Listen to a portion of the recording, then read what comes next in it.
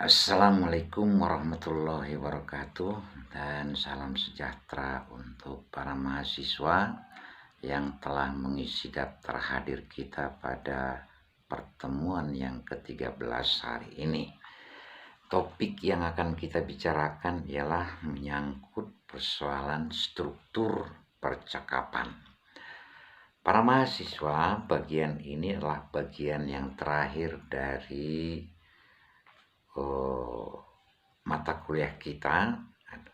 Bagian ini adalah topik yang kelima dari seluruh permasalahan di dalam pragmatik yang kita telah bicarakan. Para mahasiswa,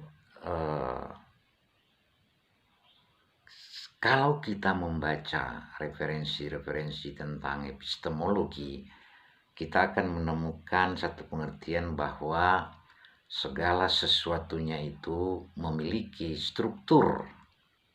Apapun yang ada ini memiliki struktur. Bahkan sel sebagai bagian terkecil dari unsur-unsur yang membangun unsur yang lebih besar, dia juga memiliki struktur.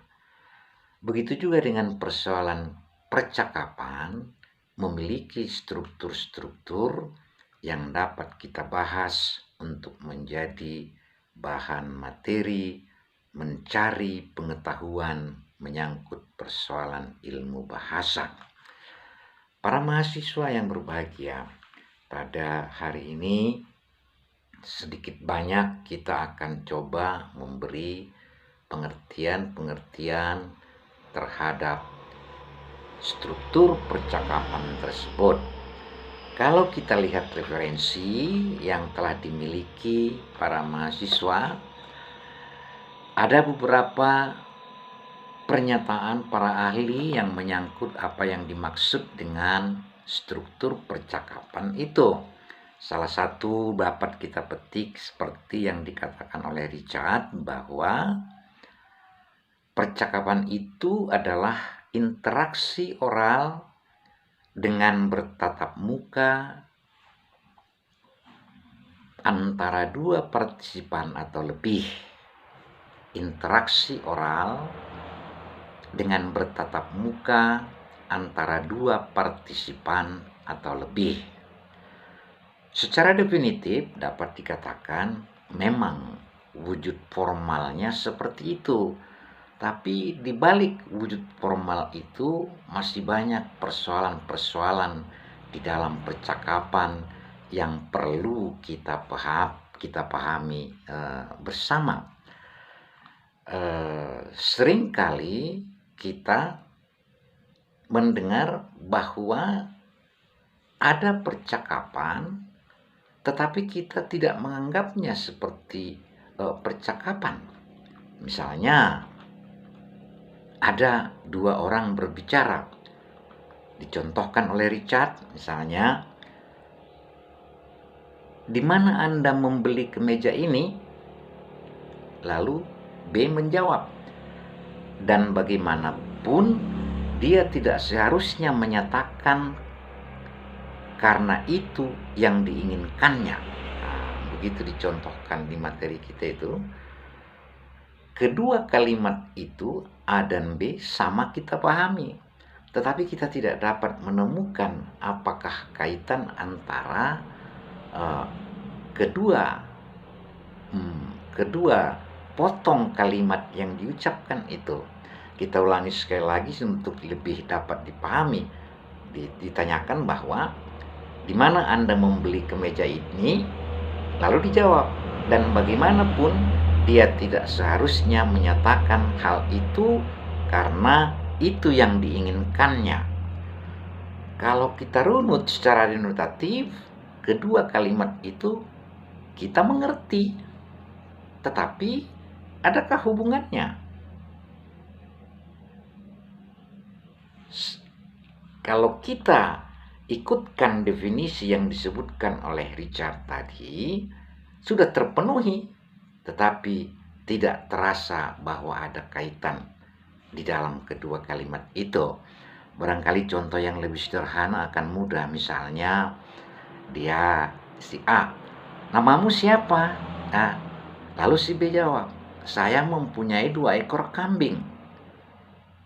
Toh kita mengerti kedua kalimat itu, namun kita tidak menemukan hubungan antara kedua kalimat itu.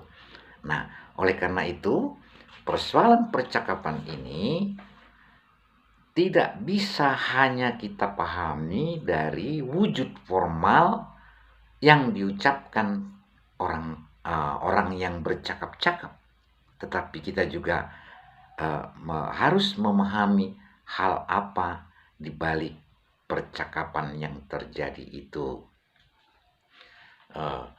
Para mahasiswa yang berbahagia,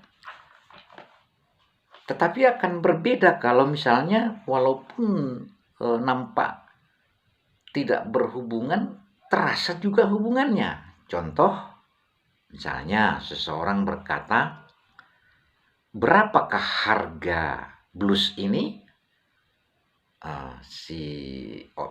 Orang lain akan menjawab, "Apakah Anda menyukainya? Saya membelinya di Metro." Kedua percakapan itu nampaknya juga sebenarnya tidak berhubungan. Apa hubungannya antara harga dengan suka dan tempat Metro? Tapi kita yang mendengar percakapan itu tidak akan bertanya-tanya. Yang berbeda dengan contoh pertama kita tadi, yang barangkali kita akan mengatakan itu sebuah lelucon. Tapi yang kedua ini kita mengerti kaitannya, walaupun tidak dijawab menurut yang seharusnya. Kita memahami kaitannya. Nah, disinilah persoalan-persoalan percakapan itu yang perlu kita pahami. Kalau para mahasiswa membaca lebih jauh materi pengajaran kita, materi-materi yang telah kita siapkan, baik sumber wajib maupun sumber-sumber yang lain yang telah kita sepakati, para mahasiswa akan dapat lebih paham tentang persoalan percakapan itu. Kalau di bahan ajar yang kita setelah sediakan itu, ada beberapa hal yang dibicarakan menyangkut percakapan. Salah satunya ialah persoalan hal-hal penting yang perlu diperhatikan dalam percakapan.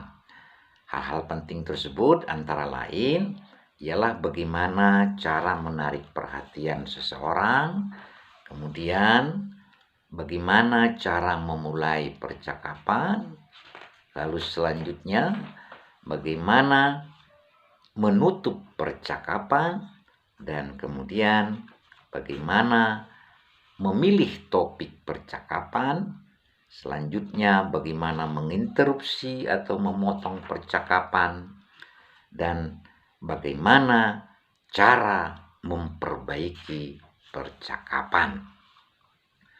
Dengan memahami cara-cara atau hal-hal penting itu tadi, untuk sementara sebagian dari persoalan percakapan sudah dapat dipahami oleh para mahasiswa. Dengan mempelajari lebih jauh, maka para mahasiswa, mohon maaf maksud saya tadi mempelajari sendiri lebih jauh dari referensi dan bahan-bahan kita, para mahasiswa akan dapat memahami persoalan-persoalan struktur percakapan ini. Untuk pertemuan kita pada hari ini, barangkali menurut Bapak itulah dulu sebagai pengantarnya, dengan harapan para mahasiswa membaca lebih jauh referensi-referensi yang kita miliki. Demikian saja. Wassalamualaikum warahmatullahi wabarakatuh, dan salam sejahtera untuk kita semuanya.